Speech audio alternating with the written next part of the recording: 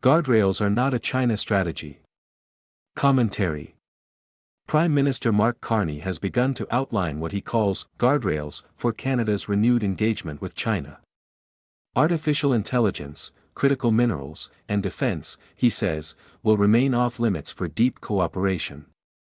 Trade diversification, meanwhile, is presented as a prudent hedge against over-reliance on the United States. On its face, this sounds sensible. In practice, it rests on a flawed assumption that China can be engaged selectively, compartment by compartment, without strategic consequence. China does not operate that way. Beijing does not separate economics from power, technology from influence, or commerce from coercion.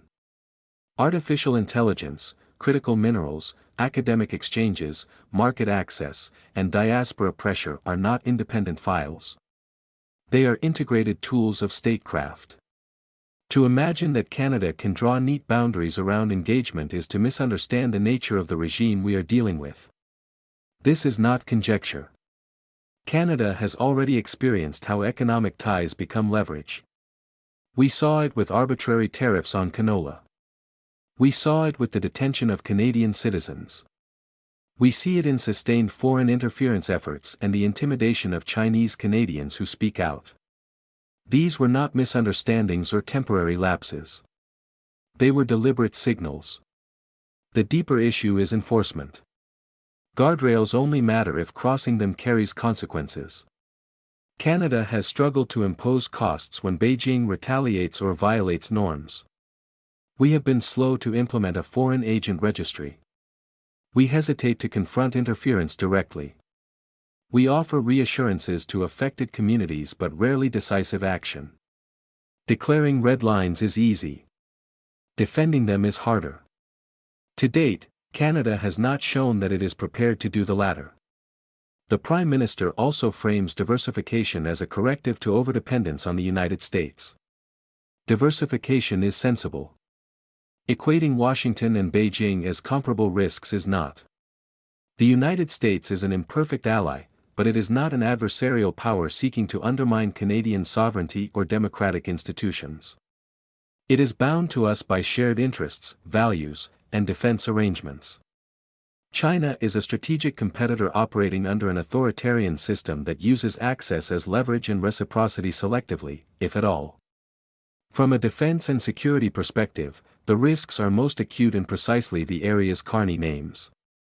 Artificial intelligence and critical minerals are not merely commercial assets. They are foundational to future military capability, supply chain resilience, and alliance interoperability. Allowing Chinese capital, influence, or market leverage anywhere near these ecosystems introduces long-term strategic vulnerability, even if the initial engagement appears limited or transactional. There is also an alliance dimension that cannot be ignored.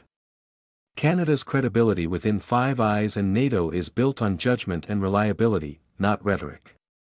Allies will look past the language of guardrails and assess behavior.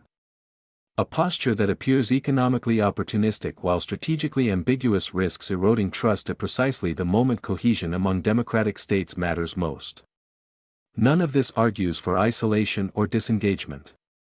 Canada will trade with China. Diplomacy will continue. Dialogue is necessary. But engagement must be grounded in realism, not in the hope that careful wording can neutralize structural risk. It must assume persistent competition, asymmetric behavior, and a willingness by Beijing to exploit openness. If Canada is serious about diversification, the safer path lies with like-minded partners, Europe, Japan, South Korea, trusted Indo-Pacific states, and democratic economies where commercial ties do not double as instruments of coercion. These relationships may be slower to develop and less immediately lucrative, but they do not carry the same strategic liabilities. Guardrails are not strategy. They are only as credible as the will to enforce them. Without that resolve, Canada risks drifting into a relationship that offers short-term economic comfort at long-term strategic cost. Guardrails without resolve are not protection. They are pretense.